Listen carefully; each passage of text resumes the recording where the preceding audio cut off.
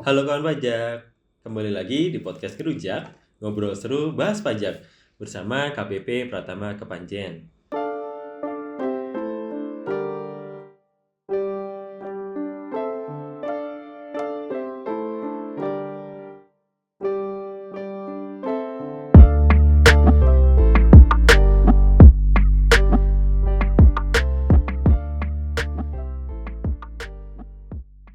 Perkenalkan, saya Radit sebagai host pada episode Ngerujak kali ini. Oke, jadi di episode Ngerujak yang kali ini kita akan membahas terkait tata cara pengajuan surat keterangan berdasarkan PP 55. Apa itu surat keterangan dan apa itu PP 55? Seperti biasa di episode Ngerujak, saya nggak akan sendirian karena saya akan ditemani oleh dua orang penyuluh dari KPP Pratama Kepanjen. Di episode kali ini kita akan bersama dengan Mas Fahri dan Mbak Aulia. Mas Fahri dan Mbak Aulia, gimana kabarnya hari ini? Sehat, Alhamdulillah alhamdulillah, Mas sehat. Radit, kawan pajak semua. Alhamdulillah. Alhamdulillah. Semoga selalu sehat ya dan kita bisa Amin. menyampaikan materi-materi perpajakan yang berguna untuk kawan pajak sekalian. Iya. Amin. Oke, jadi Mas Fahri dan Mbak Aulia beberapa waktu terakhir ini ada kawan pajak yang mendatangi kantor pajak Kepanjen dan mereka bertanya terkait surat bebas pajak. Namun setelah kita tanya lebih lanjut dan kita gali informasi, Baik. ternyata yang mereka maksud itu adalah terkait surat keterangan. Karena mereka ini adalah usahawan yang juga termasuk UMKM. Mungkin nanti kita bisa bahas lebih lanjut apa itu UMKM, apa itu surat keterangan seperti itu ya Mas Fahri dan Mbak Aulia. Oke. Jadi Mas Fahri mungkin bisa dijelaskan terkait surat keterangan atau surat keterangan berdasarkan PP 55 ya? Baik. Nah, kalau aturan pajak itu kan ada banyak macam ya, ada jenis pajaknya juga. Nah, kalau PP 55 ini sendiri, Mas Radit dan kawan pajak semua mengatur lebih ke pajak penghasilan. Pajak Oke. penghasilan yang seperti apa? Yaitu untuk wajib pajak dalam negeri yang memenuhi ketentuan untuk dikenakan tarif PPh final yang besarnya cuma 0,5%. Nah, ini wajib pajak yang memenuhi ada banyak macam jenis. Kalau orang pribadi jelas memenuhi. Kemudian untuk yang wajib pajak badan ini bisa yang bentuknya ada koperasi, CV, firma, PT termasuk di dalamnya PT perseorangan dan BUMDes atau BUMDesma yang penghasilan atau peredaran brutonya dalam 1 tahun tidak melebihi 4,8 miliar itu disebut dengan wajib pajak UMKM atau peredaran bruto tertentu atau kalau disingkat PBT tadi Oke. dalam PP 55. Oke. Jadi kalau saya bisa meringkas dari yang Mas Fahri sampaikan tadi, PP 55 ini mengatur tentang pajak penghasilan dan di Betul. dalamnya terlebih lagi diatur untuk WP UMKM atau peredaran bruto tertentu ya seperti itu. Ya, Dan itu ada macamnya disebutkan di situ juga dari orang pribadi, CV, firma, PT dan PT perorangan. Dan yang betul. di PP 55 ini agak berbeda ya dengan PP 23 sebelumnya. Yang kalau di PP 23 belum termasuk BUMDesma dan BUMDes Betul, ya. subjeknya ada tambahan Ada baru ya tambahan baru di untuk sini. khususnya BUMDes-BUMDesma serta PT perorangan tadi, Mas Radit. Oke. Jadi yang dimaksud surat keterangan PP 55 ini adalah surat keterangan yang diajukan oleh UMKM seperti itu ya, Mbak Aulia? Iya betul Mas Radit. Jadi wajib pajak yang punya peredaran bruto atau omset tertentu yang tadi disebutkan sama Mas Fahri ya, yang diatur di PP 55, yang juga diatur di PMK 164, itu dapat mengajukan namanya surat keterangan. Jadi agar tidak dipotong atau dipungut sesuai ketentuan umum. Kalau misalkan wajib pajak ini bertransaksi sama pihak yang ditunjuk sebagai pemotong atau pemungut PPh gitu. Jadi surat keterangan di sini tuh intinya adalah surat yang menerangkan kalau wajib pajak tersebut memenuhi kriteria wajib pajak yang memiliki peredaran bruto tertentu yang sesuai PP 55 itu tadi gitu Mas Radit. Oke, jadi surat itu menerangkan bahwa WB tersebut memiliki peredaran bruto yang masih di bawah 4,8 miliar itu tadi ya? Iya Mbak Aulia? benar. Oke, jadi ada yang di sini disebut juga sebagai pemungut atau pemotong. Siapa saja itu? Oh ya, yang disebut pemungut atau pemotong PPh itu adalah wajib pajak atau lawan transaksi yang memiliki kewajiban untuk melakukan pemotongan sama pemungutan berdasarkan ketentuan perpajakan ya tentunya. Nah, ini contohnya wajib pajak badan dalam negeri seperti PT, CV, terus kemudian bendahara seperti instansi pemerintah. Terus kemudian ada juga sekarang namanya pihak lain sebagai pemungut, itu seperti kalau misalkan bertransaksi di marketplace itu biasanya juga sudah langsung dipotongkan atau dipungutkan PPh-nya.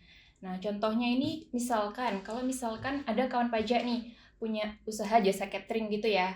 Terus menyediakan jasa ke instansi gitu. Nah, instansi ini sebagai pemungutnya karena dia nanti ketika membayarkan penghasilan kepada kawan pajak yang menyediakan jasa tadi nanti sudah langsung dipotongkan PPh-nya gitu untuk disetorkan ke negara gitu, Mas. Oke, jadi kalau berdasarkan ketentuan umum ketika mereka bertransaksi dengan pemotong atau pemungut, mereka akan langsung dipotong oleh pihak pemungut atau pemotong tersebut ya, Mbak Aulia? Iya, langsung dipotong. Oke, jadi kalau ada surat keterangan ini berarti mereka tidak dikenai pemotongan atau pemungutan, begitu Mas Fahri?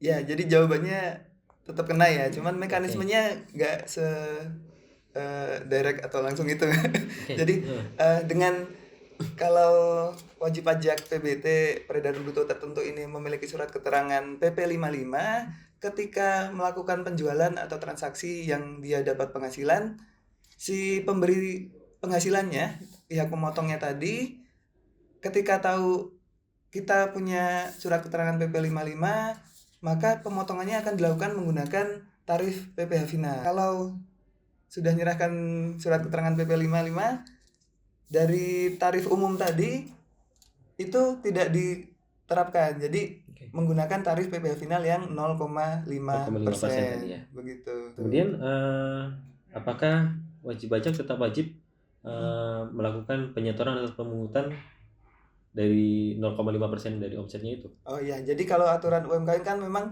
atas omset atau peredaran bruto kan wajib disetor sendiri ya. Cuman kalau dilakukan pemotongan karena tadi sudah punya surat keterangan UMKM atau surat keterangan PP 55, jadinya dipotong PPh 0,5%. Atas pemotongan oleh pembeli tadi kan sudah diterbitkan bukti potong. Nah, selaku penerima penghasilan mintakan bukti potongnya gitu. Jadi dengan bukti potong itu kita udah nggak perlu melakukan pembayaran sendiri atas PPh final 0,5%-nya. Jadi sudah cukup dengan bukti potong tadi ya. Jadi atas transaksi ke pihak pemungut atau pemotong itu selama sudah ada bukti potong berarti kewajiban untuk menyetorkan sendiri PPh finalnya dari kawan pajak UMKM sudah tidak ada. Betul sekali. Ya. Oke. Jadi itu tadi tetap ada pemotongan 0,5%. Kemudian kalau WP orang pribadi yang omsetnya belum di atas 500 juta bagaimana Mbak Aulia? Iya benar, kalau di Undang-Undang HPP itu kan memang ada ketentuan kalau wajib pajak orang pribadi, UMKM, usahawan, kalau misalkan omsetnya tidak melebihi 500 juta dalam setahun kan memang tidak dikenakan PPh. Nah, bagaimana kalau wajib pajak ini yang bertransaksi sama pemotong gitu ya, kan tentunya ada pemotongan harusnya. Nah, bagi wajib pajak yang memang wajib pajak orang pribadi ya, yang memang belum melebihi 500 juta omsetnya dan pada saat itu bertransaksi dengan pemotong, bisa menyerahkan namanya surat pernyataan sebagai pengganti surat keterangan. Jadi pernyataannya itu berisi kalau memang pada saat pemotongan itu omsetnya memang belum melebihi 500 juta rupiah. Jadi tidak dilakukan pemotongan gitu Mas Radit sama pemotongnya. Tapi memang harus ada surat pernyataan itu. Dan surat pernyataan itu dibuat oleh wajib pajak orang pribadi itu sendiri. Untuk formatnya juga sudah ada di PMK 164 ya, seperti yang kita bahas di episode kemarin. Oke. Jadi ada surat pernyataan ya, selain surat keterangan seperti itu ya Mbak Aulia. Kalau dari WP orang pribadi yang omsetnya belum sampai 500 juta ketika transaksi. Iya, biar tidak dipotong dulu. Gitu. Oke. Tapi kalau WP tersebut sudah melewati omset 500 juta bagaimana? Kalau sudah melewati 500 juta kan berarti memang sudah dikenakan PPh ya kalau sesuai ketentuan. Nah, itu bisa untuk menggunakan fasilitas surat keterangan ini. Jadi nanti bisa langsung saja mendapatkan surat keterangan terus diberikan ke lawan transaksinya. Berarti kan memang pada saat itu omsetnya sudah melebihi 500 juta, jadi dilakukan pemotongan saja supaya tidak bayar sendiri gitu. Oke. Kemudian Mas Fahri, bagaimana cara pengajuan surat keterangan ini? Apakah harus datang langsung atau bisa pos atau bagaimana? Nah, seperti layanan perpajakan yang lain ya. Jadi untuk salurannya sendiri itu ada 3, Mas Radit dan kawan pajak semua. Pertama bisa diajukan dengan permohonan langsung ke KPP lewat loket begitu ya. Yang kedua bisa melalui jasa ekspedisi, jasa pos atau kurir yang tercatat. Dan yang paling mudah sih sebenarnya kawan pajak semua bisa melalui saluran ketiga yaitu lewat jalur elektronik. Ya, nah ini untuk permohonan sendiri memang diajukan oleh wajib pajak yang statusnya pusat. Jadi kalau kawan pajak ini usahanya mungkin punya NPWP cabang, ini diajukan atas nama pusatnya, NPWP pusatnya. Kemudian untuk syaratnya tuh untuk biar bisa memenuhi syarat PP surat keterangan PP 55 ini ada beberapa ya. Jadi nggak semua wajib pajak meskipun tadi secara subjektif memenuhi, tapi dicek dulu juga kewajiban perpajakannya gitu. Jadi ini ada beberapa syarat ya. Yang pertama permohonan ditandatangani oleh wajib pajak, atau kalau ditandatangani oleh bukan wajib pajak harus dilengkapi dengan surat kuasa khusus. Kemudian ini terkait kewajibannya telah menyampaikan SPT tahunan PPh tahun pajak terakhir dan tentunya tadi memenuhi kriteria sebagai wajib pajak PP 55. Jadi ada beberapa saluran ya Mas Fahri ya. Betul. Bisa datang langsung, bisa lewat pos, bisa secara elektronik atau online ya. Iya. Oke, menarik ini untuk pengajuan secara elektronik atau online. Mungkin bisa dijelaskan lebih lanjut Mbak Aulia, bagaimana tata caranya? Ya, tadi kan Mas Fahri sudah menjelaskan berbagai macam saluran ya untuk mengajukan surat keterangan PP 55 ini. Tapi memang betul yang paling mudah dan paling cepat itu apabila diajukan secara elektronik. Nah, bagaimana caranya? Itu lewat akun DJP online masing-masing wajib pajak ya. Jadi, kawan pajak masuk ke akun DJP online-nya masing-masing, login seperti biasa ya. Nanti kan ada tampilannya, ada berbagai menu ya. Nanti masuknya ke menu yang layanan. Nanti di menu layanan itu ada menu lagi KSWP.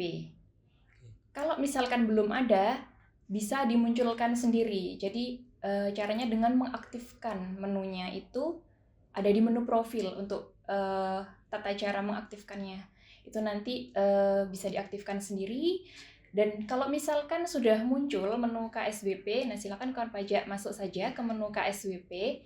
Nah, nanti di menu KSWP ada pilihan. Jadi di bagian pemenuhan kewajiban itu, kawan pajak bisa langsung memilih di daftar itu yang surat keterangan PP 55 namanya.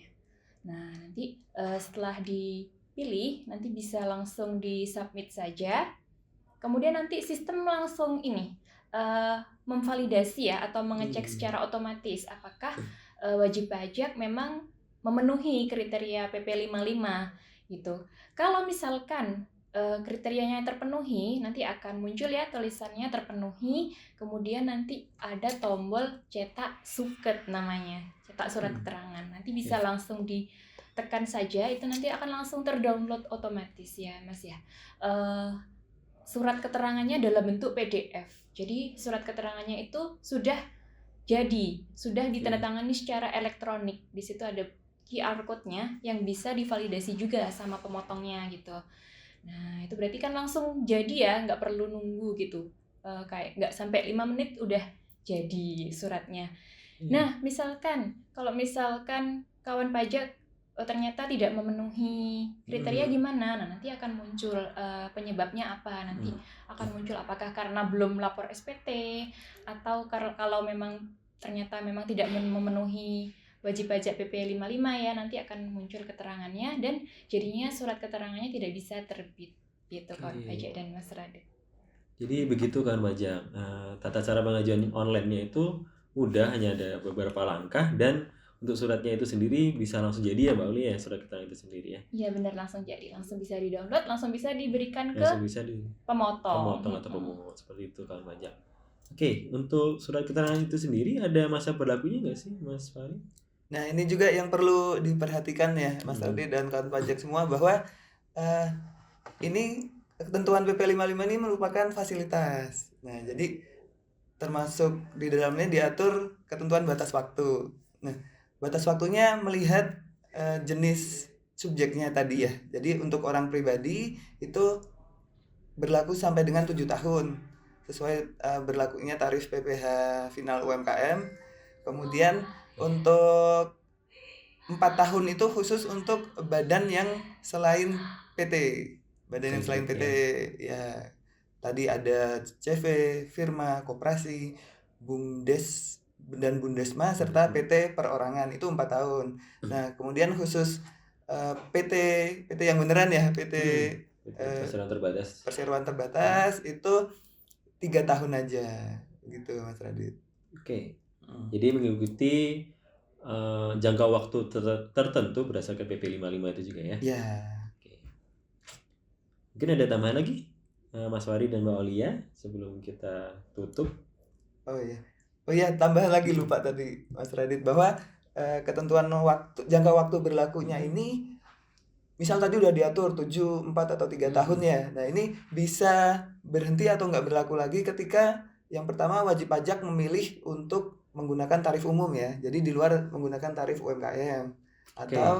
Atau ketika wajib pajak memang secara omset atau peredaran brutonya sudah melebihi batasannya tadi yang 4,8 miliar dalam 1 tahun, sehingga sudah tidak memenuhi ketentuan PP 55 tahun 2022. Oke. Gitu.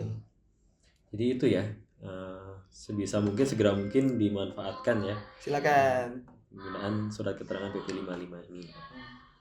Oke, jadi seperti itu kawan pajak pembahasan kita terkait surat keterangan berdasarkan PP 55 tahun 2022. Semoga kawan pajak sekalian tercerahkan dan dapat memanfaatkan fasilitas terkait surat keterangan PP 55 ini apabila kawan pajak bertransaksi dengan pemotong atau pemungut PPh. Apabila kawan pajak ingin berkonsultasi lebih lanjut, silahkan datang langsung ke kantor pajak Kepanjen atau menghubungi sosial media kita yang ada di deskripsi di bawah. Ada nomor WA, ada Facebook, Instagram, dan Twitter. Kawan pajak dapat berkonsultasi dengan petugas yang ada di situ. Jadi itu kawan pajak untuk episode ngerujak kali ini. Sampai bertemu di episode ngerujak selanjutnya. Jangan lupa like, komen, dan subscribe channel YouTube kita ya. Sampai jumpa lagi. Terima kasih. Terima kasih.